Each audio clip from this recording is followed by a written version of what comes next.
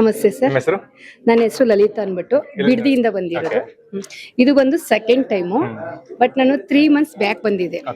3 months back ಬಂದಾಗ ನಾನು ಸ್ವಾಮೀಜಿ ಬಗ್ಗೆ ನನಗೆ ಏನೂ ಗೊತ್ತಿಲ್ಲ. ನಾನು ಯೂಟ್ಯೂಬ್ ಅಲ್ಲೂ ನೋಡಿರ್ಲಿಲ್ಲ.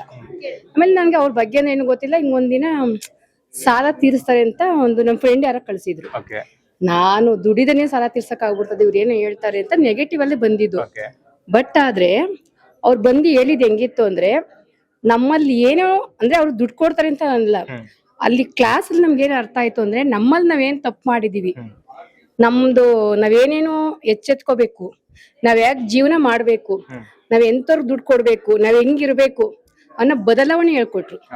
ಆ ಬದಲಾವಣೆ ನಾನು ರೂಢಿಸ್ಕೊಂಡಿದ್ಕೆ ನಾನ್ ಬಂದಾಗ ನಿಜ ಹೇಳ್ಬೇಕಂದ್ರೆ 1 ಕೋಟಿ ಸಾಲ ಇತ್ತು ನಮ್ದು. ಅನ್ಕೊಂಡೆ ಇಲ್ಲಿ ಬಂದಾಗ ನನ್ ಮುಗ್ದೇ ಹೋಯ್ತು, ದಾರಿ ಯಾವ್ದು ಆಪ್ಷನ್ ಇಲ್ಲ, ದುಡ್ಡು ಎಲ್ಲಿಂದ ಬರುತ್ತೆ, ಆಗಲ್ಲ ಬಿಡು, ನಾವು ಸುಳ್ಳು ಹೇಳಕ್ಕಾಗಲ್ಲ, ಮೋಸ ಮಾಡಕ್ಕಾಗಲ್ಲ, ಇನ್ನೇನ್ ನೆಕ್ಸ್ಟ್ ಸ್ಟೆಪ್ ಸೂಸೈಡ್ ಮಾಡ್ಕೋಬೇಕು.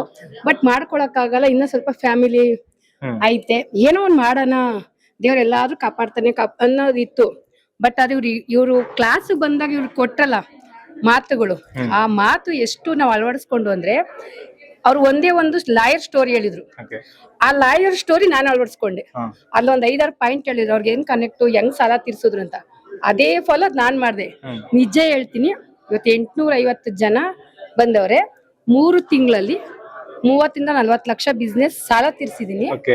ಆಮೇಲೆ ನನಗೆ ಇಲ್ಲಿ ಬಂದ ನನಗೆ 3 ಲಕ್ಷ ಇತ್ತು ಬಿಸ್ನೆಸ್ 3 months ಬ್ಯಾಕ್. ಈ ತಿಂಗಳಲ್ಲಿ ನಾನು 14 ಲಕ್ಷ ಬಿಸ್ನೆಸ್ ಮಾಡಿದ್ದೀನಿ. ಆಮೇಲೆ ಏನ್ ಬಂದ್ರು ಫಸ್ಟ್ ನಮ್ಗಿದ್ದು ಭಯ, ಮಾನ ಮರ್ಯಾದೆ, ನಾಚಿಕೆ, ಎಲ್ಲೋದ್ರು ಅಂಜಿಕೆ, ಏನ್ ಅನ್ಕೊಂಡ್ಬಿಡ್ತಾರೋ ಅಂತ. ಬಟ್ ನಮ್ಗಿಲ್ಲ ಅನ್ಸ್ತು, ನಾವ್ ತಪ್ಪು ಮಾಡಿಲ್ಲ ಅಂತ ಅಂದ್ಮೇಲೆ ನಾವ್ ಯಾಕೆ ಹೆದರ್ಕೋಬೇಕು, ಅದೊಂದು. ಆಮೇಲೆ ಕೊಡೋದ್ನ ಎಂತ ಯೋಗ್ಯತೆ ಇರೋರ್ಗೆ ನಾವು ಸಹಾಯ ಮಾಡ್ಬೇಕು. ನಾವ್ ಹೆಂಗೆ ಅಂದ್ರೆ ಬಂದವ್ರಿಗೆಲ್ಲ ಸಹಾಯ ಮಾಡು, ಅಯ್ಯೋ ಪಾಪ ಅನ್ನೋದು ಮೊದ್ಲು ಬಿಡ್ಬೇಕು. ಅವೆಲ್ಲ ನಾವು ರೂಢಿಸ್ಕೊಂಡಾಗ ನಾವು ನಿಜವಾಗ್ಲೂ ಅವ್ರು ಹೇಳೋ ಪಾಯಿಂಟ್ ಅಲ್ಲಿ ಅರ್ಥ ಐತೆ, ಅದನ್ನ ನಾವು ರೂಢಿಸ್ಕೊಂಡ್ರೆ 100% ಬದಲಾಯ್ತು. ಇವತ್ತು ಕೂಡ ಕ್ಲಾಸ್ ಅಲ್ಲಿ ತುಂಬಾ ಚೆನ್ನಾಗಿ ಹೇಳ್ಕೊಟ್ರು. ನಾವು ನೆಕ್ಸ್ಟ್ ಏನೇನ್ ಮಾಡ್ಬೋದು. ಇವತ್ತು ನಾನು ಸ್ವಾಮೀಜಿ ಹತ್ರ ಅಂದ್ಕೊಂಡೆ, ನಾವು ಇವತ್ತು ಖುಷಿಯಿಂದ ಹೇಳ್ಬೇಕು ಅಂದ್ಕೊಂಡೆ, ಇವತ್ತು ನಾನು ಇನ್ನೂ 1 ಕೋಟಿ ಸಾಲ ಐತಿ, ಇವತ್ತು ಬರ್ದಿದ್ದೀನಿ, 5 ತಿಂಗಳು ನಾನು ಸಾಲ ತೀರಿಸ್ತೀನಿ, ಕಾನ್ಫಿಡೆಂಟ್ 5 ತಿಂಗಳು ಸಾಲ ತೀರಿಸ್ತೀನಿ. ಯಾಕಂದ್ರೆ 40,000 ರೂಪಾಯಿ ತಿಂಗಳಿಗೆ ಗಲ್ಲ ಎತ್ತುತ್ತಾ ಇರ್ಲಿಲ್ಲ. ಯಾಕಂದ್ರೆ ಅಂಗಡಿ, ಬಟ್ಟೆ ಅಂಗಡಿ, ಫ್ಯಾನ್ಸಿ ಸ್ಟೋರ್, ಬ್ಯೂಟಿ ಪಾರ್ಲರ್ ಎಲ್ಲ ಇದ್ರು ತಿಂಗಳಿಗೆ 40,000. ಇಷ್ಟೊಂದು ಅಂಗಡಿ ಐತಿ, ಏನ್ ಮಾಡೋದಪ್ಪ ಅಂತಿದ್ರು. ಇವತ್ತು ನಾನು ಇಲ್ಲಿ ಕೂತಿದ್ರು ನಂಗೆ 40,000 ರೂಪಾಯಿ ಇನ್ಕಮ್ ಇರುತ್ತೆ.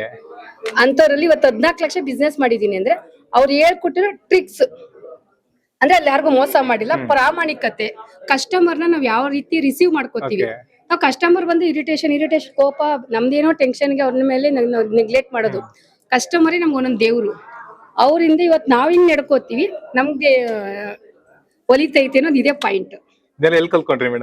ಇಲ್ಲ, ನನ್ಗೆ ಅವ್ರು ಹೇಳಿದ ಪಾಯಿಂಟ್ಗೂ ನಾನ್ ಮಾಡ್ತಿದ್ ತಪ್ಪುಗೂ ನಾವು ಜನಕ್ಕೆ ತೋರ್ಸಿದ್ದು ಅನುಭವಕ್ಕೂ ತುಂಬಾ ಡಿಫ್ರೆನ್ಸ್ ಇದೆ ಜನ. ಯಾಕಂದ್ರೆ ಇವತ್ತು 1 ಕೋಟಿ ದುಡ್ಡು ಜನ ಕೊಡ್ಬೇಕು, ಒಬ್ರು ಕೊಡ್ತಾ ಇಲ್ಲ. ಕೇಳಕ್ ಹೋದ್ರೆ ಮಾತು ಮುಂದೆ ಸ್ಟೇಷನ್ ಹೋಗ್ತಾರೆ, ಹೊಡೆದಾಡ್ತಾರೆ. ನಾವು ಹೊಡೆದಾಡಿದ್ರೆ ಜನ ಮಾನ ಮರ್ಯಾದೆ ಪ್ರಶ್ನೆ. ಇವತ್ತು ಉಸುಲ್ ಮಾಡ್ದೆ, ಮಾನ ಮರ್ಯಾದೆ ಅಂತೆಲ್ಲ ಕೊಟ್ಟಿದೆ, ನಾನು ದುಡ್ಡು ಉಸುಲ್ ಮಾಡಿದೀನಿ. ಆಮೇಲೆ ಕೇಳ್ದಾಗ ಕೂಡ ಪರವಾಗಿಲ್ವೇ ಅನ್ಬಿಟ್ಟು ಸ್ವಾಮೀಜಿ ಹೇಳಿದ್ಮೇಲೆ 5 ಲಕ್ಷ ರೂಪಾಯಿ ದುಡ್ಡು ಬಂತು. ಸ್ಟೇಷನ್ ಕೊಟ್ಟೆ, ಕೋರ್ಟ್ ಹಿಡ್ಕೊ ಬಂದೆ. ಆಮೇಲೆ ಕೇಳ್ದೆ, ಆಮೇಲೆ ಒಪ್ಕೊಂಡ್ರು. ಇವತ್ತು ಧೈರ್ಯವಾಗಿ ನಾನು ಮಾತಾಡ್ತೀನಿ. ಬಿಸ್ನೆಸ್ ಅಲ್ಲಿ ಅಷ್ಟೇ, ಕಸ್ಟಮರ್ಗೆ ಸೋತು ಅವ್ರಿಂದನೇ ನಾವು ಅಂದ್ಮೇಲೆ ನಾವು ಸೋತು ಸರ್ವಿಸ್ ಚೆನ್ನಾಗಿ ಕೊಡ್ತೀವಿ. ಮೊದ್ಲಿಗೆ ಇರಿಟೇಷನ್ ಬೇರೆ ನಮ್ಮ ಪರ್ಸನಲ್ ಪ್ರಾಬ್ಲಮ್ಗಳು, ಟೆನ್ಷನ್, ಸಾಲ ಅಂತ. ಇವತ್ತು ನನ್ಗೆ ಎಷ್ಟು ಬಿಸಿ ಇದೀನಿ ಅಂದ್ರೆ ಅಷ್ಟು ಬಿಸಿಲು ಕೂಡ 50,000 ರೂಪಾಯಿ ಬಿಸ್ನೆಸ್, ನೆನೆ 60,000 ರೂಪಾಯಿ ಇನ್ಕಮ್ ಆಗಿರೋದು. ಆದ್ರೆ ಇವತ್ತು ನಾನು 60,000 ರೂಪಾಯಿ 1 ರೂಪಾಯಿ ಲೆಕ್ಕ ಹಾಕ್ತಂಗೆ ಫೋನ್ ಸೈಲೆಂಟ್ ಇಟ್ಬಿಟ್ಟು ನಾನು ಇಲ್ಲಿ ಕ್ಲಾಸ್ ಅಟೆಂಡ್ ಮಾಡ್ತಾ ಇದೀವಿ. ಅಂದ್ರೆ ಏನೋ ಒಂದ್ ಮಾಡ್ತೀವಿ, ಅವ್ರೇನ್ ದುಡ್ಡು ಕೊಡ್ತಾರೆ ಅನ್ನೋ ಪ್ರಶ್ನೆ ಅಲ್ಲ, ಬಟ್ ನಾವ್ ಏನೋ ಕಲ್ತ್ಕೊಂಡು ಹೋಗ್ತೀವಿ ಅನ್ನೋ ಒಂದು ಕಾನ್ಫಿಡೆಂಟ್. ಬಟ್ ಚೆನ್ನಾಗಿತ್ತು ಕ್ಲಾಸ್ ಎಲ್ಲ. ನಾನು ಅವ್ರನ್ನ ಪರ್ಸನಲ್ ಒಂದ್ಸತಿ ಮೀಟ್ ಮಾಡ್ತೀನಿ. ಖಂಡಿತ. ಹೇಳಿ ಸರ್.